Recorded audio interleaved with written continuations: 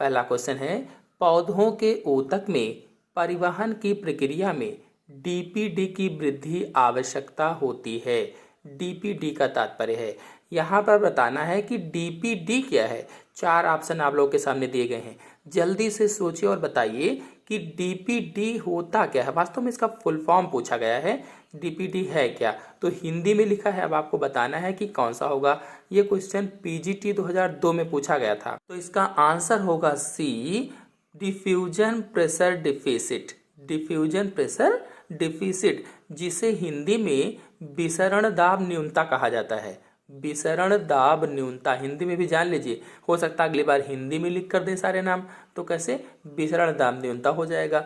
अगर डीपीडी ना आए, अगली बार कहीं पूछ लिया जाए ओपी, तो ओपी का होता है ऑस्मेटिक प्रेशर। ओपी क्या होगा? ऑस्मोटिक प्रेशर होता है, और ऑस्मोटिक प्रेशर को परासरण दाब कहा जाता है। अगर टीपी पूछ लिया जाए तो टीपी टर्गर प्रेशर होता है। टीपी टर्गर प्रेशर, जिसे स्फीति दाब हिंदी में बोलते हैं। और यदि डब्ल्यूपी पूछ लिया जाए तो डब्ल्यूपी क्या होगा? वाल प्रेशर होता है, जिसे भित्ति दाब कहा जाता है। आते हैं नेक्स्ट क्वेश्चन पर। कोशिकाओं के मध्य जल का प्रवाह होता है। 4 ऑप्शन आप लोग के सामने दिए गए हैं, जल्दी से सोचिए और बताइए इसमें से कौन सा आंसर सही होगा। कोशिकाओं के बीच में जल का प्रवाह किसके द्वारा होता है? 4 ऑप्शन आप लोगों के सामने दिए गए हैं, जल्दी से देखिए और चैट बॉक्स में उत्तर दीजिए। इसका उत्तर क्या होगा? सही से देखिए और जल्दी से बताइए। ये क्वेश्चन पीजीटी 2011 में पूछा गया था कि कोशिकाओं के मध्य जल का प्रवाह होता है। आंसर इसमें सही होगा सी, विसरण दाब न्यूनता के द्वारा, यानी डीपीडी के द्वारा, या कह लीजिए कि डिफ्यूजन प्रेशर डिफिसिट के द्वारा कोशिकाओं के मध्य जल का प्रवाह होता है। किसी भी नाम से पूछा जा सकता है। आपको बता दें कि कोशिकाओं में जो कोशिकाएं होती हैं उसके बीच में जल का प्रवाह इसी के कारण होता है। और विसरण दाब न्यूनता यानी डीपीडी जी होती है, कोशिका की जल अवशोषण शक्ति का मापक होता है। ये कोशिका की जो जल अवशोषण शक्ति है उसको मापता है। आते हैं नेक्स्ट क्वेश्चन पर। नेक्स्ट क्वेश्चन है, जब एक बीज को अंकुरण के लिए उपयुक्त स्थिति में रखा जाता है तो वह प्रक्रिया जिसके द्वारा जल बीज के अंदर जाता है या प्रवेश करता है क्या कहलाती है? 4 ऑप्शन आप लोग के सामने दिए गए हैं, जल्दी से सोचिए और बताइए इसमें से कौन सा आंसर सही होगा। यानी पूछा गया है प्रश्न टीजीटी 2004 में कि जब एक बीज को अंकुरण के लिए उपयुक्त स्थिति में रखा गया तो ऐसी प्रक्रिया जब जल बीज के अंदर प्रवेश करता है उसे क्या कहा जाता है? तो इसका आंसर होगा बी, अंतः शोषण कहा जाता है, इनहिबिशन कहा जाता है। इनहिबिशन, अंतः शोषण। बता दें कि किसी शुष्क बीज या ठोस द्वारा अपने सतह से जल अवशोषण को अंतः शोषण ही कहा जाता है। नेक्स्ट क्वेश्चन है, किस संरचना में ऋणात्मक दाब विभव देखने को मिलता है?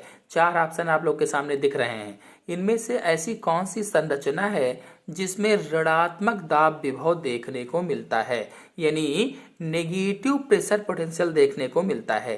तो इसका आंसर क्या होगा? जल्दी से सोचिए और बताइए। टीजीटी 2011 में क्वेश्चन आया था ये, तो इसका आंसर होगा बी, स्तंभ जाइलम। स्तंभ जाइलम या स्टेम जाइलम आप कह सकते हैं। स्तंभ यानी स्टेम या तना, तो इसमें दाब विभव का मान मूल जाइलम की तुलना से कम होता है। यह कह लीजिए कि जो रूट जाइलम होता है उससे कम होता है। आते हैं नेक्स्ट क्वेश्चन पर।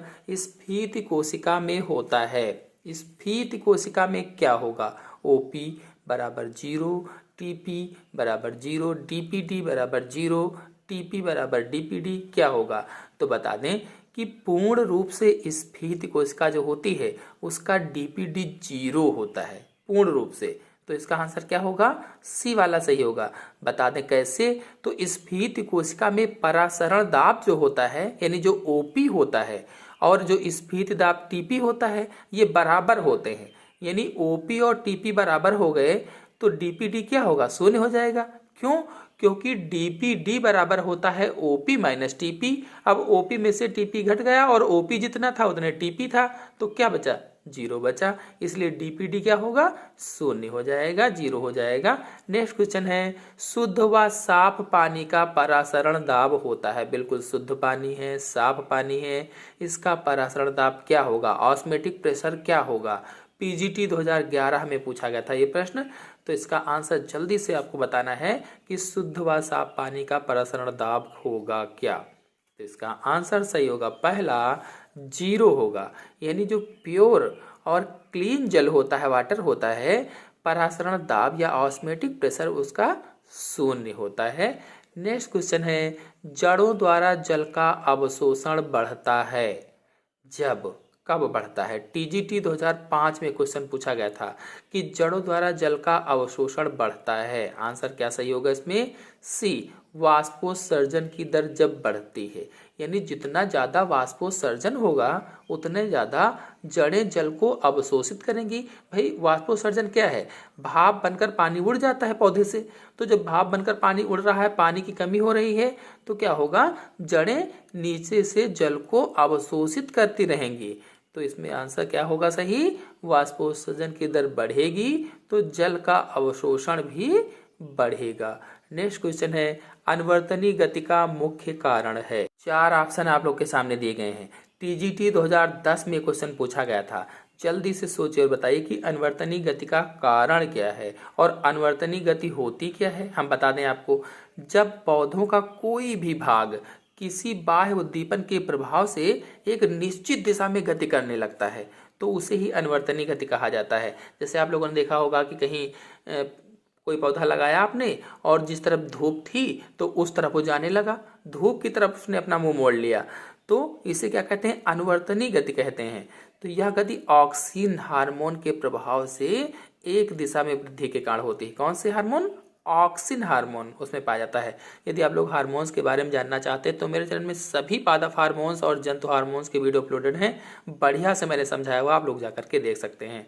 तो ये किसके कारण होगा, ऑक्सिन हार्मोन के कारण होता है। और ऑक्सिन कोशिका दीर्घीकरण को उत्प्रेरित करता है, इसलिए इसमें ऑप्शन सही होगा पहला, कोशिका दीर्घीकरण के कारण। नेक्स्ट क्वेश्चन है, छुई मुई में कंपानुकुंचन गति के समय स्फीति में परिवर्तन होता है। छुई मुई सभी लोगों ने देखा होगा, उसमें पूछा गया है कि कंपानुकुंचन गति के समय स्फीति में परिवर्तन होता है किसमें। चार ऑप्शन आप लोग के सामने दिए गए हैं। टीजीटी 2009 में ये क्वेश्चन पूछा गया था। जल्दी से आंसर देते रहिए, आप लोग बताते रहिए कौन सा इसमें सही होगा। प्रश्न पूछा गया है, छुई मुई में कंपानुकुंचन गति के समय स्फीति में परिवर्तन होता है। तो इसका आंसर सही होगा सी, फूले पर्णाधार में। आप लोगों को बता दें कि छुई मुई का वानस्पतिक नाम मिमोसा पुडिका होता है, मिमोसा पुडिका, और छुई मुई को ही लाजवंती भी कहा जाता है। कभी मिमोसा पुडिका के नाम से पूछ लिया जाए, हो सकता है, कभी लाजवंती के नाम से हो सकता पूछ लिया जाए, तो ये सभी नाम जानना जरूरी है आप लोगों के लिए। तो जो छुई मुई होती है, इसके पर्णाधार के आधे भाग में, यानी पर्ण का जो आधार होता है, बीच वाला भाग होता है, उसके आधे भाग में पतली पतली भित्ति वाली कोशिकाएं होती हैं और इनके बीच में बड़े बड़े अंतराकोशिकीय स्थान पाए जाते हैं। इंटरसेलुलर स्पेसेस होते हैं, खाली स्थान होते हैं। और इसके विपरीत में मोटी भित्ति वाली भी कोशिकाएं होती हैं। अब अंतराकोशिकीय स्थान बहुत कम होते हैं और जैसे ही कोई उद्दीपन मिला तो उद्दीपन की स्थिति में वो जो जल होता है वो बीच में भाग जाता है, चला जाता है। ऐसा होने पर पत्तियां बिल्कुल मुरझा करके नीचे आ जाती हैं। यानी जैसे उद्दीपन मिला तो जो जल था वो अंतराकोशिकीय स्थानों में चला गया, उनमें चला गया। अब जाने पर क्या हो गया, कोशिकाएं जो बिल्कुल थी वो स्लथ हो गई, एकदम नीचे की ओर झुक जाती हैं, या कह लीजिए कि मुरझा करके लटक जाती हैं। नेक्स्ट क्वेश्चन बिल्कुल इसी के ऊपर आधारित आ चुका है 2004 में, और ये जो मैंने अभी बताया 2009 में आया है। मिमोसा पुडिका के पत्ते छूने से मुरझा जाते हैं क्योंकि। आप सभी लोग अब बता लेंगे इसका आंसर, जल्दी से उत्तर दीजिए। मिमोसा पुडिका के पत्ते छूने से मुरझा जाते हैं क्योंकि, किस कारण मुरझाएंगे, अभी हमने बताया है। इसका आंसर होगा सी, पर्णाधार का स्फीति दाब परिवर्तित हो जाता है। यानी जो स्फीति, जैसे उसको हमने टच किया था तो हमने क्या बताया था, जितना भी वो जल भरा हुआ था वो कहाँ चला गया, खाली स्थान में, अंतराकोशिकीय स्थानों में, और वो मुरझा गई। तो इसका आंसर क्या होगा? सी सही होगा। नेक्स्ट क्वेश्चन है, दीप्तकालिता का संबंध इसके संश्लेषण से है। किसके संश्लेषण से? 4 हार्मोन्स दिए गए हैं यहाँ पर, और इन चारों हार्मोन्स पर मेरे चैनल में वीडियो अपलोडेड है। अगर डिटेल से आपको जानकारी प्राप्त करना है, चाहे वो जंतु हार्मोन हो, चाहे वो पादप हार्मोन हो, सभी पर वीडियो मेरे चैनल में अपलोडेड है, आप लोग जाकर के देख सकते हैं। ये क्वेश्चन टीजीटी 2004 में पूछा गया था। इसका आंसर बताना है कि दीप्तकालिता का संबंध किसके संश्लेषण से होता है। तो इसका आंसर होगा डी, फ्लोरिजेन के संश्लेषण से होता है। और फ्लोरिजेन हार्मोन जो होता है ये पुष्पन से संबंधित है, यानी फ्लावरिंग से संबंधित है, फूल खिलने से संबंधित होता है, लेकिन इसे पौधों से पृथक नहीं किया जा सकता, अलग नहीं किया जा सकता है। यह हार्मोन पौधों में दीप्तकालिता को दर्शाता है, या कह लीजिए कि प्रकाश का पुष्पन पर प्रभाव के लिए जिम्मेदार माना गया है। जैसे प्रकाश पड़ता है तो ये फूलों को खिलाने का कार्य करता है। नेक्स्ट क्वेश्चन है, बोने से पूर्व बीजों का निम्न ताप उपचार कहलाता है। बोने से पहले बीजों का जो निम्न ताप उपचार होता है उसे क्या कहा जाता है? तो इसका आंसर होगा सी, बसंतीकरण कहते हैं। और बसंतीकरण है क्या, हम आपको बता दें कि जल अवशोषित बीजों, ऐसे बीज जो जल को अवशोषित करते हैं, या थोड़े अंकुरित जो बीज होते हैं, या नवांकुर जो बीज होते हैं, इनको कुछ समय के लिए लो टेम्परेचर से इसको ट्रीटमेंट दिया जाता है, या कह लीजिए कि लो टेम्परेचर पर रखा जाता है उसमें डाल करके, ताकि उनमें पुष्पन शीघ्रता से हो जाए। इसी को बसंतीकरण कहा जाता है। और बसंतीकरण शब्द का प्रयोग किसने किया, अगर ये प्रश्न पूछा जाए तो बसंतीकरण शब्द का प्रयोग टीडी लाइसेंको